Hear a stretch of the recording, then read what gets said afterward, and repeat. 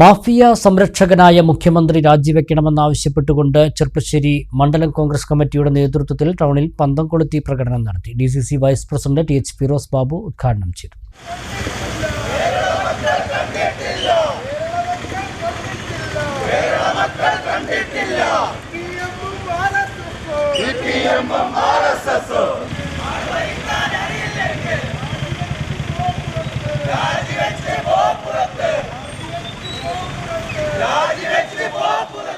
വിലകയറ്റം നിയന്ത്രിക്കുന്നതിൽ സംസ്ഥാന സർക്കാർ പരാജയപ്പെട്ടു. രാഷ്ട്രീയ ലാഭത്തിനായി തൃശൂർ പൂരം കലക്കാൻ കൂട്ടുനിന്നു. ആഭ്യന്തര വകുപ്പിലെ ക്രിമിനൽ വൽക്കരണം അവസാനിപ്പിക്കുക തുടങ്ങിയ വിഷയങ്ങൾ ഉന്നയിച്ചുകൊണ്ടായിരുന്നു ചെർപ്പശ്ശേരി മണ്ഡലം കോൺഗ്രസ് കമ്മിറ്റിയുടെ നേതൃത്വത്തിൽ പന്തം കൊളുത്തി പ്രകടനം നടത്തിയത്. DCC vice president TH Firoz Babu ഉദ്ഘാടനം ചെയ്തു. ഈ രാജ്യം കാണാത്ത രീതിയിൽ, ഈ നാട് കാണാത്ത രീതിയിലാണ് ഇന്ന് കേരളത്തിന്റെ ഭരണസമൂഹം മുന്നോട്ട് പോയിക്കൊണ്ടിരിക്കുന്നത്.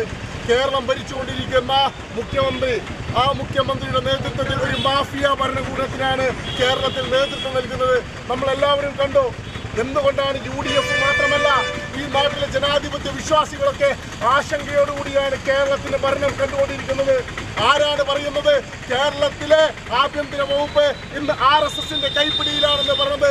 ഷാഫി പറമ്പിലല്ല, PC വിഷ്ണുനാഥല്ല, ഹൈബി ഈഡനല്ല, മറിച്ച് പറഞ്ഞത് കേരളത്തിലെ ആഭ്യന്തര വകുപ്പ് മാഫിയകളാണ് കൈയാളുന്നത് എന്ന് പറഞ്ഞത് പ്രതിപക്ഷ MLA അല്ല, മറിച്ച് ഭരണകക്ഷി MLA ആയ PV അൻവറാണ് പറയുന്നത്.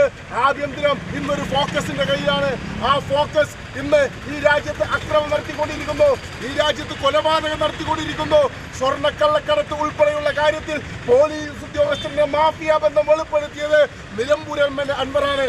ആ അൻവറിന്റെ വെളിപ്പെടുത്തലിലാണ് പല കാര്യങ്ങളും ഇന്ന് പുറത്തു വന്നുകൊണ്ടിരിക്കുന്നത്. മണ്ഡലം Congress committee president P Akbar Ali അധ്യക്ഷത വഹിച്ചു.